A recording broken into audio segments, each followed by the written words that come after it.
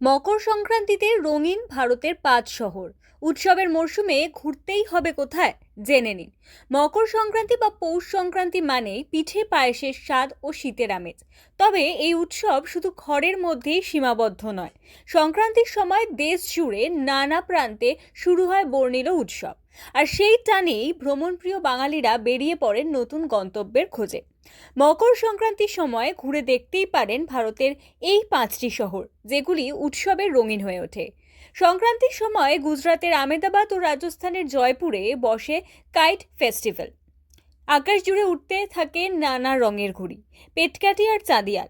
ঘুড়ি ওড়ানোর আনন্দের সঙ্গে সঙ্গে এই উৎসবের চাক্ষুষ অভিজ্ঞতা সত্যিই আলাদা। অন্যদিকে উত্তরপ্রদেশের প্রয়াগরাজে মকর সংক্রান্তিতে লক্ষ লক্ষ পুণ্যার্থী গঙ্গা স্নানে অংশ নেন। ধর্মীয় আবহ ও মানুষের ঢল দেখার জন্য এই সময় প্রয়াগরাজে যাওয়াও যেতে পারে বিশেষ অভিজ্ঞতা নিতে। দক্ষিণে গেলে তামিলনাড়ুতে এই সময় পালিত হয় পোঙ্গাল উৎসব।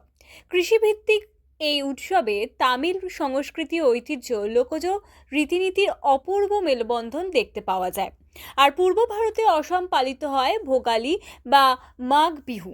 ভোজন রসিকদের জন্য অসমের এই সময়টা একেবারেই আদর্শ।